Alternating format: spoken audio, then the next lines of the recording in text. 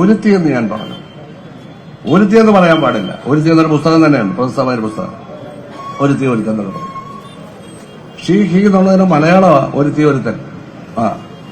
അത് വലിയ ആക്ഷേപമായി പോയി. മഹിളാ അസോസിയേഷനിലെ സ്ത്രീ നേതാക്കന്മാർക്ക് ഭയങ്കര ആക്ഷേപമായി പോയി. തമ്പുരാട്ടി, കുഞ്ഞമ്മ എന്നൊക്കെ വിളിക്കണം, വളരെ ഇഷ്ടമല്ല. മുദ്രാവാക്യമാണ് പട്ടി പട്ടി പട്ടി പട്ടി വിളിക്കുകയാണ് മുദ്രാവാക്യം. എനിക്ക് ചിന്തിക്കാൻ കഴിയും സ്ത്രീകളുടെ വായിൽ ഇങ്ങനെ വരുന്നത്. സ്ത്രീകളെ കൊണ്ട് ഇത് പിടിപ്പിക്കുകയാണ്, അവരുടെ അന്തസ്സ് കെടുത്തുകയാണ്. അതുകൊണ്ടെന്താ എല്ലാവരുടെയും പേരിൽ FIR ആയതായിരുന്നു പോലീസ് സ്റ്റേഷൻ എന്ന് പറഞ്ഞു. എല്ലാവരും പോലീസ് സ്റ്റേഷൻ പോകേണ്ടി വരും, ജാമ്യം എടുക്കേണ്ടി വരും, പല കാര്യമുണ്ടോ. ഇതാണ് CPM-ൽ നല്ല സ്ത്രീകളെ കൊണ്ടുപോയി വഷളാക്കി അവരെ കേസിൽ പ്രതിയാക്കുന്ന നേതൃത്വമാണ്. അതാണ് പൊളിറ്റിക്കൽ ക്രിമിനലുകളുടെ നേതൃത്വം.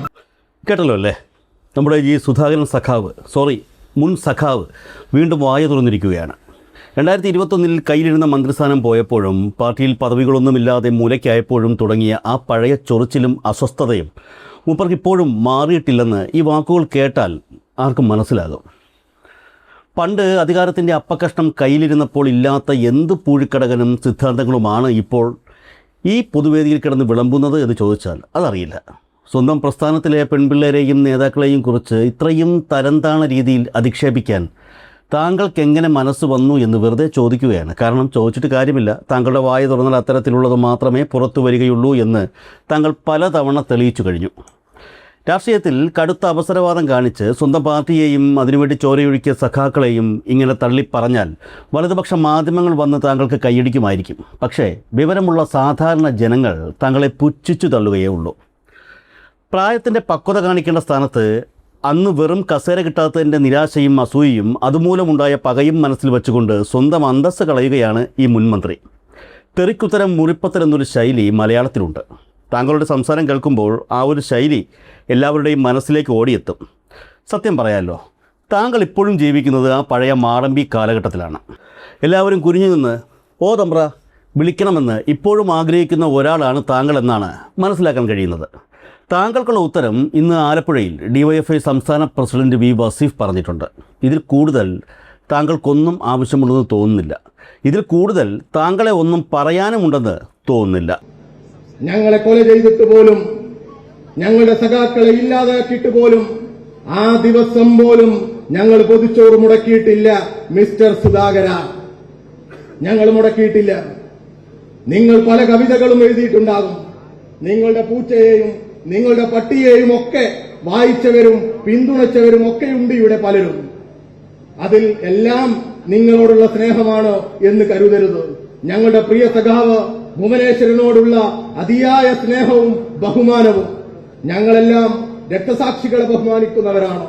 രക്തസാക്ഷികളെ ബഹുമാനിക്കുകയും അവർക്ക് വേണ്ടി മുദ്രാവാക്യം വിളിക്കുകയും അവർ പിടിച്ച കൊടി ഉറക്കെ ഉറക്കെ ഈ വാനിൽ ഉയരെ ഉയരെ പാറിക്കുന്നതിനാവശ്യമായ ഇടപെടലുകൾ നടത്തുകയും അതിനുവേണ്ടി വിട്ടുവീഴ്ചയില്ലാത്ത പോരാട്ടങ്ങൾക്ക് നേതൃത്വം കൊടുക്കുകയും ചെയ്യുന്നവരാണ് ഞങ്ങൾ DYFIക്കാർ. ആ DYFIക്കാരെ നിങ്ങൾ അപമാനിക്കരുത്, നിങ്ങൾ ആക്ഷേപിക്കരുത്.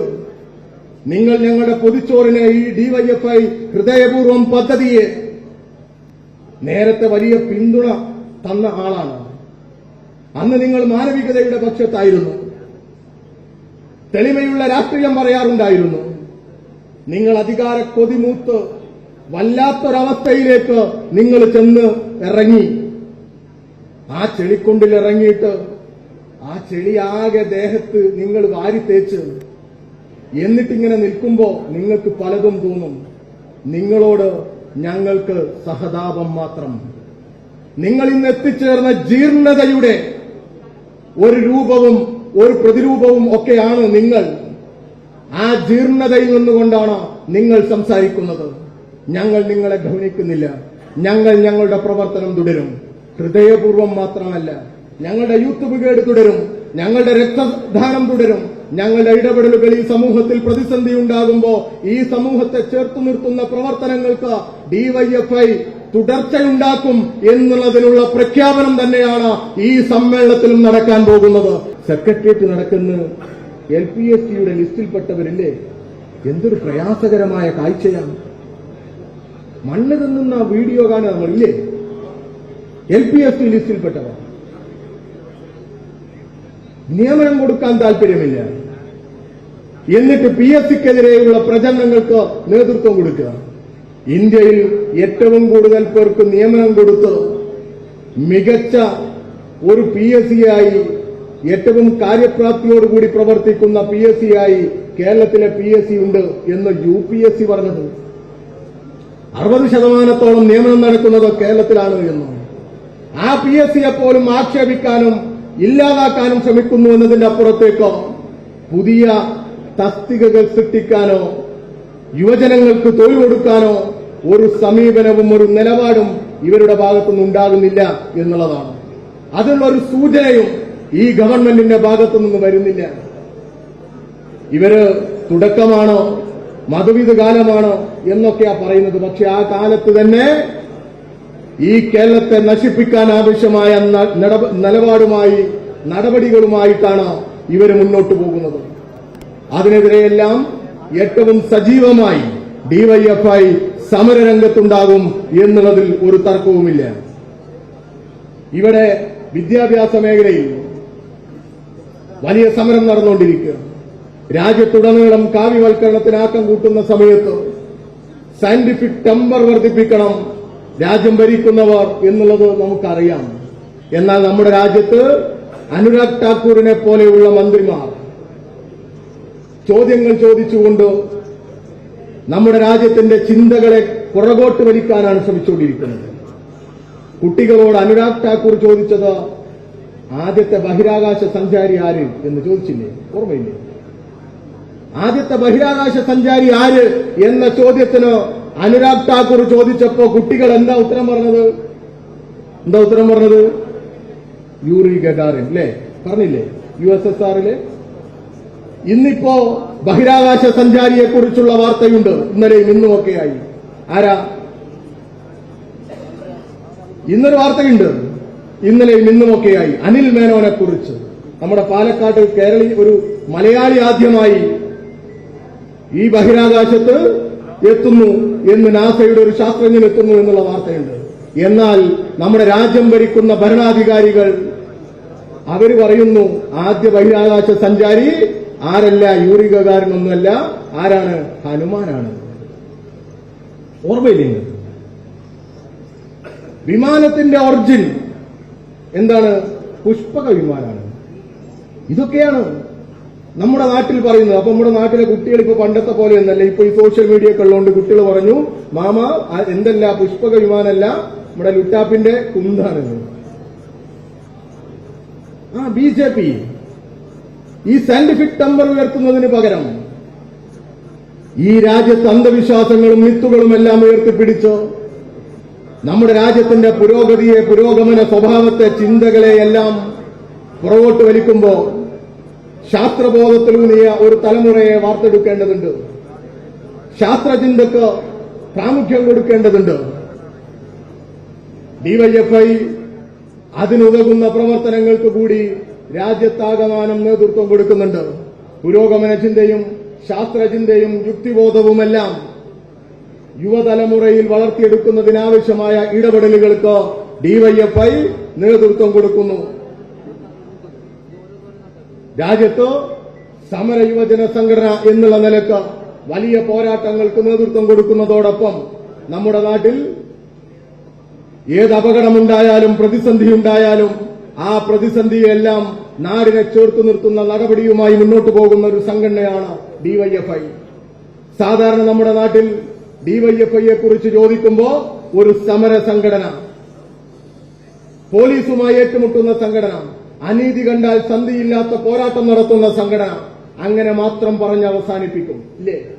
എന്നാൽ ഇന്ന് ദുരന്തമുണ്ടായാൽ നമ്മുടെ നാട്ടിലെ പോലീസ് സംവിധാനത്തോട്, സുരക്ഷാ സംവിധാനത്തോടെല്ലാം ചേർന്ന് നിന്നുകൊണ്ട് രക്ഷാദൌത്യം ഏറ്റെടുക്കുന്ന സംഘടന DYFI എന്ന് പറയും.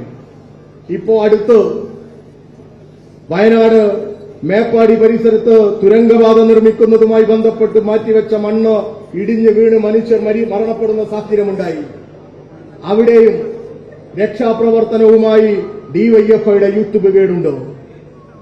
അതിനു മുൻപ് ചൂരൽമലയിലും മുണ്ടക്കയിലും സമാനതകളില്ലാത്ത മലവെള്ളപ്പാച്ചിലുണ്ടായപ്പോ രക്ഷാപ്രവർത്തനത്തിന് ഏറ്റവും സജീവമായി ഇടപെട്ട സംഘടനയാണ് കേരളത്തിലെ ഡിവൈഎഫ്ഐ. ആ രക്ഷാപ്രവർത്തനത്തിന് നേതൃത്വം കൊടുക്കുന്ന അതേ സമയത്ത് തുടക്കത്തിൽ നമ്മൾ പ്രഖ്യാപിച്ചതാണ് 25ൽ കുറയാത്ത വീട് ഈ കേരളത്തിലുള്ള ഡിവൈഎഫ്ഐ പ്രവർത്തകർ അവരുടെ അധ്വാനത്തിലൂടെ സമാഹരിക്കും എന്ന്. അങ്ങനെ പ്രഖ്യാപിച്ച് അധ്വാനത്തിലൂടെ 25 വീടിനുള്ള പണം കണ്ടെത്തുമെന്ന് പറഞ്ഞ് ഇറങ്ങി പ്രവർത്തിച്ച ഈ സമൂഹത്തിൽ കല്ല് ചുമന്ന് ആക്രി പെറുക്കി വിൽപ്പന നടത്തി, തേങ്ങ പറിച്ച് വിൽപ്പന നടത്തി, മത്സ്യ വിൽപ്പന നടത്തി പണം സമാഹരിച്ചു കേരളത്തിലെ ഡിവൈഎഫ്ഐ.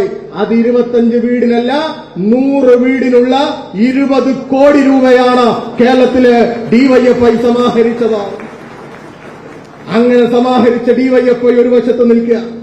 അന്ന് ഞങ്ങളോട് മത്സരിച്ച് മറ്റൊരു സംഘടന യൂത്ത് കോൺഗ്രസ്.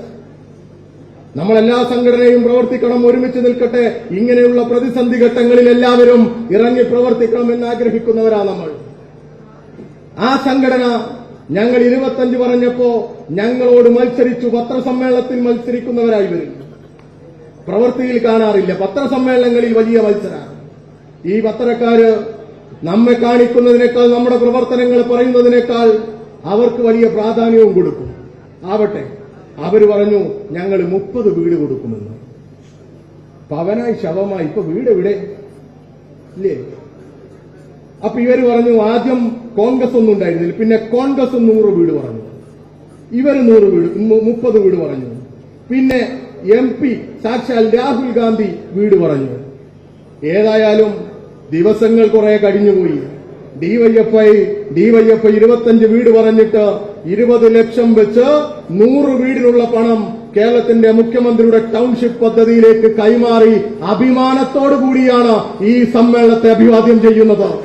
എന്നാൽ കേരളത്തിലെ യൂത്ത് കോൺഗ്രസുകാര് ഇപ്പോഴും പത്രക്കാരെ കണ്ടാൽ, തെരഞ്ഞെടുപ്പിന് മുമ്പൊക്കെ ആണെങ്കിൽ ആവർത്തിച്ചാവർത്തിച്ച് എവിടെ ഡിവൈഎഫ്ഐയുടെ പണം, എവിടെ ഡിവൈഎഫ്ഐയുടെ പണം, ആ പണം CSR ഫണ്ടാണോ, ആ പണം മറ്റെന്തെങ്കിലും പണമാണോ അല്ലേ നമ്മളെ ആക്ഷേപിക്കുക. ഇത്രയൊക്കെ വളരെ വ്യക്തതയോടുകൂടി ഏത് വിവരാകാശ രേഖകൾക്കും ബോധ്യപ്പെടുന്ന തരത്തിൽ സുതാര്യമായി ഈ സമൂഹത്തിൽ നിന്ന് അധ്വാനത്തിലൂടെ പണം കണ്ടെത്തിയ ഡിവൈഎഫ്ഐ ഒരു ഭാഗത്തുണ്ട്. മറുഭാഗത്ത് ഈ നാട്ടിലെ ജനങ്ങളെ പറഞ്ഞു പറ്റിച്ച് ആ പണവും പല വഴിക്ക് പോയ യൂത്ത് കോൺഗ്രസും ഒക്കെയുണ്ട്.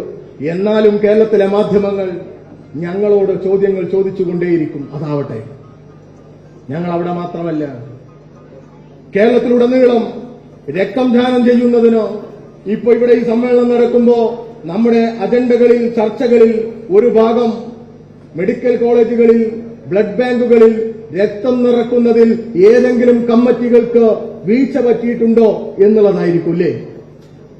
നമ്മൾ നിശ്ചയിച്ച എണ്ണത്തിൽ ഒരു ആളെങ്കിലും, ഒരു സഖാവെങ്കിലും കുറഞ്ഞു പോയിട്ടുണ്ടോ എന്നുള്ളത് നമ്മൾ വിമർശനത്തോടുകൂടി ചർച്ച ചെയ്യും. കേരളത്തിൽ മറ്റേത് സംഘടനയുണ്ട് അങ്ങനെ ചർച്ച ചെയ്യുന്നത്? ഞങ്ങളിത് ഏതെങ്കിലും തെരഞ്ഞെടുപ്പിന് വോട്ട് ലഭിക്കുമെന്ന് പ്രതീക്ഷിച്ച് ചെയ്യുന്നവരല്ല. എവിടെയെങ്കിലും ഞങ്ങളുടെ രാഷ്ട്രീയ താൽപര്യങ്ങൾക്ക് വേണ്ടി ചെയ്യുന്നതല്ല. വോളണ്ടറിയായി കേരളത്തിൽ രക്തം ദാനം ചെയ്യുന്ന സംഘടനയാണ് ഡിവൈഎഫ്ഐ. വിവിധ സംഘടനകൾ അവാർഡുകൾ കൊടുക്കാറുണ്ട്, അവാർഡിന് വേണ്ടി പ്രവർത്തിക്കുന്നു എന്നുള്ളതല്ല ഡിവൈഎഫ്ഐ. എന്നാലും അവാർഡുകൾ കൊടുക്കാറുണ്ട്. ഏറ്റവും കൂടുതൽ രക്തം ദാനം ചെയ്യുന്നതിന് കേരളത്തിൽ ഇന്ന് പ്രഖ്യാപിക്കുന്ന അവാർഡുകൾ ഏതായാലും ആ അവാർഡിന് ഒറ്റ പേരേ അർഹതയുള്ളൂ, അത് ഡിവൈഎഫ്ഐ ആണ് എന്നുള്ളത് ഞങ്ങൾക്ക് ഉറപ്പിച്ചു പറയാൻ സാധിക്കും. ഞാനിതിവിടെ പറയുന്നത് മറ്റൊന്നുകൊണ്ടാണ്. നമ്മുടെ മറ്റൊരു പരിപാടിയുണ്ട്, നമ്മുടെ ഒരു പ്രസ്റ്റീജിയസ് പ്രോഗ്രാം ഹൃദയപൂർവം. ഏത് പേമാരി ഉണ്ടായാലും, ഏത് പ്രതിസന്ധി ഉണ്ടായാലും മുടക്കം വരുത്തരുതേ എന്ന് നമ്മുടെ സഖാക്കളോട് അഭ്യർത്ഥിച്ച് നമ്മുടെ സഖാക്കളെല്ലാം വീട് വീടാന്തരം കയറിയിറങ്ങി ഏത് പ്രതിസന്ധിയുണ്ടെങ്കിലും ആ ഉച്ചഭക്ഷണം നമ്മുടെ ജില്ലാ ആശുപത്രികളിൽ കൊണ്ടുകൊടുക്കുന്നത് മുടക്കം വരുത്താതെ ചെയ്യണം എന്ന കാർക്കശ്യത്തോടുകൂടി ഇടപെടുന്ന ഡിവൈഎഫ്ഐ സഖാക്കൾ. നമുക്കറിയാം 2020 തൃശൂരിലെ കുന്നംകുളത്തെ ചൊവ്വന്നൂർ മേഖലാ ജോയിന്റ് സെക്രട്ടറിയായിരുന്ന PU സനൂപ് അദ്ദേഹത്തെ സംഘപരിവാറുകാര് കൊല ചെയ്യുകയാണ്, ക്രൂരമായി കൊല ചെയ്യുകയാണ് സംഘപരിവാറുകാർ. PU സനൂപ് കൊല ചെയ്യപ്പെടുന്നതിന് മണിക്കൂറുകൾക്ക് മുമ്പ് ആ ചൊവ്വന്നൂർ മേഖലയിൽ അവിടുത്തെ മേഖലാ ജോയിന്റ് സെക്രട്ടറിയായ സനൂപിന്റെ പ്രവർത്തനങ്ങൾ നമ്മൾ കണ്ടതാണ്. സനൂപ് വീടാന്തരം കയറിയിറങ്ങുന്ന തിരക്കിലായിരുന്നു. തന്റെ സഖാക്കളോടൊപ്പം തൊട്ടുപിറ്റേ ദിവസം തൃശൂർ മെഡിക്കൽ കോളേജിൽ 4500 പൊതിച്ചോറുകൾ എത്തിക്കണം ഒരു മേഖലയിൽ നിന്നും. അതിനുവേണ്ടിയുള്ള ഓട്ടത്തിലായിരുന്നു ഞങ്ങളുടെ പ്രിയ സഖാവ് PU സനൂപ്. ആ PU സനൂപിനെ സംഘപരിവാറുകാര് കൊല ചെയ്തു.